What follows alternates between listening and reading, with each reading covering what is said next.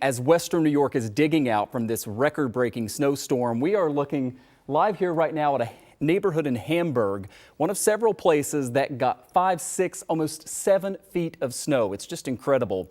In a moment, our Dave McKinley will join us live from that part of Western New York.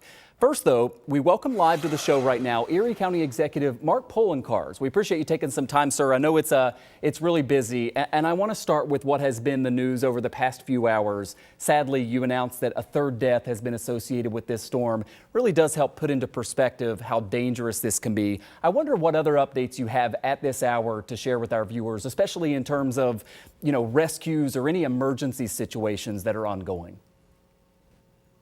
Well, good evening, Michael. It was very sad when we had to announce the third death. All 3 deaths have been related to cardiac incidences, heart attacks. We certainly hate to see this. We've seen it in prior storms, and unfortunately it happened again. We warned about this snow and how wet and heavy it was and how difficult it would be to shovel and even snowblow. I've heard many people who had snowblowers are breaking down. I want to say that we are nearing the end of the cleanup, but we're not there yet. We still have county crews across Erie County, specifically in the town of Hamburg and the city of Lackawanna, that are cleaning up. The same goes for the city of Buffalo, which is doing cleanup across the city. It's not done yet. There was a lot of snow, as we reported. It's nearly 80 inches in Orchard Park in Hamburg. Some neighborhoods are still socked in. And because of the weight of the snow and the type of snow, you can't push it. You can't plow it. You have to pick it up one bucket at a time and then put it into trucks and have it carted away to that big mound that we have at SUNY Erie South. So to all who are waiting, we appreciate your patience. It's been difficult, but we can't plow this. We have to go one scoop at a time, and it can take hours just to get down one road. It seems like with this storm, more so than in the past, you've worked with a lot of private contractors. We know there has also been, an unprecedented amount of help from the state. And then also we've heard of some neighboring counties even pitching in some help. I mean, how important has it been to have all those additional resources? Well, it was huge. Early on, we knew we were going to have a significant storm, and we reached out to the state.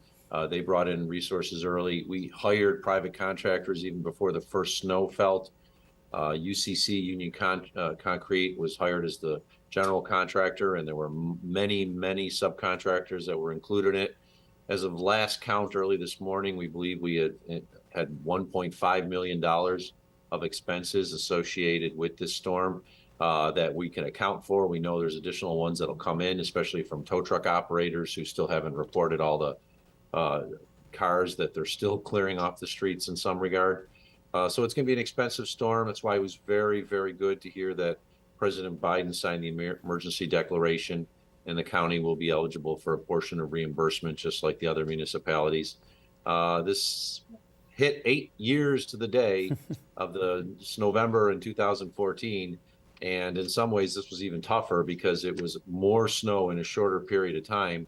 And as a result, we've had to learn on the fly, so to speak. But we took a lot of the lessons from 2014 that we found, and we applied them to what the storm was. And I think that's one of the reasons why we're able to recover from a storm much quicker than we did 8 years ago, because we put in place things that we knew worked 8 years ago early on, even before the first snowflake fell, and it made a difference. We don't have travel bans in place anymore. The last of them lifted a short time ago, but there are still travel advisories in a lot of towns and also in the city of Buffalo. In terms of the message to the public, it's no longer you can't drive or you could be ticketed, but it is still, if you don't have to be out there in certain places, don't be. What else should the public be thinking about at this hour, Mark? Well, first off, we're not recommending travel unless you absolutely have to. I mean, you have to understand is that we have these giant trucks out there, not just your normal snowplows, but giant trucks with these big high lifts and payloaders that normally are used like in quarries. They're taking massive amounts of snow and they're dumping them into the trucks. And if you're going to drive along in this area in your little vehicle, for many of these vehicles, they're not meant for the road. They normally would never be on a normal road. They're actually be prohibited, but during a state of emergency, we can send them out there.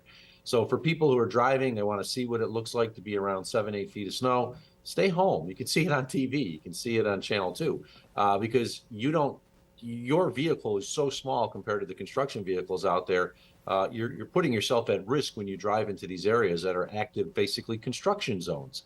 I should say, they're destructing. They're taking the snow out. So for us, what we want people to understand is it's a still an active recovery and cleanup. It's going to still take a day or two probably to get everything that we want. We're getting to a point now where we can widen streets, the main arterial roads that only had 1 or 2 lanes at a time. We're still getting to some of the neighborhoods in Hamburg and finishing off streets in Lackawanna, just like the city is in Buffalo. But for those who just want to take a joyride to see all that snow, stay home because you don't want to come in contact with them doing this active work. It really is not advised, and that's why we're recommending no travel unless absolutely necessary.